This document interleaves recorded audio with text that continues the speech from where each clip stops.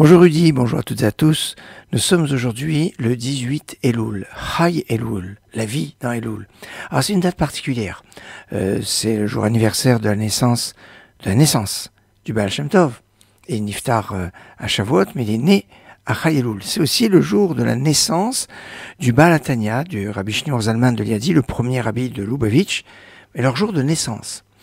C'est le jour de la disparition aussi, la Hilula, on pourrait dire, ce qu'on a l'habitude de dire, du Maharal de Prague, Rabbi Yehuda Lev ben Betzalel, qui est né en 1522 à peu près, c'est une estimation, mais qui est niftar exactement comme aujourd'hui, en 1609, Chai Elul, le 18 Elul. Alors le Maharal de Prague, c'est l'un des plus grands penseurs, une sommité qui avait encouragé l'étude de la Mishnah au passage, et qui avait donc un enseignement d'une très très grande profondeur, avec une présence de Kabbalah, mais à peine remarquable, on pourrait dire. C'est très très très profond, les paroles du Maharal de Prague. Et puis c'est aussi là du maître du Ben Ishraï. Le maître du Ben Ishraï s'appelle Rabbi Abdallah Somer. Rabbi Abdallah Somer était rav à Bagdad, où il est né d'ailleurs. Et c'était une très très grande autorité, reconnue évidemment par les juifs, mais même par les non-juifs.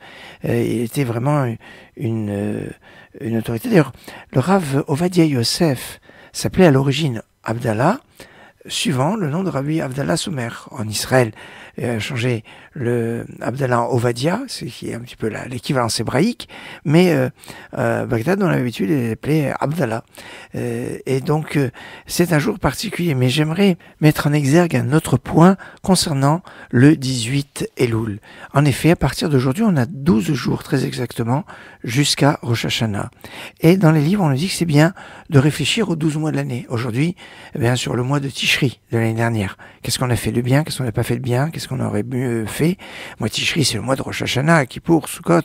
Il y a beaucoup de choses qu'on doit faire et que peut-être on ne fait pas aussi bien qu'on aurait pu faire.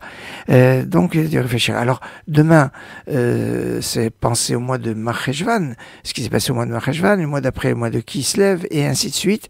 Chaque mois de l'année ayant sa réparation à partir d'aujourd'hui des 12 mois de l'année qui s'est écoulé, même si on compte les mois dans la Torah à partir du mois de Nissan, et que le mois de Tishri n'est pas le premier mois de l'année, mais le 7e mois de l'année, il n'en reste pas moins que c'est la tête de l'année, Rosh Hashanah, et le jour où on est jugé, et c'est bien de faire le bilan avant de commencer une nouvelle année, et de pouvoir réfléchir sur chaque mois. C'est à partir d'aujourd'hui, 18 Elul, excellente journée.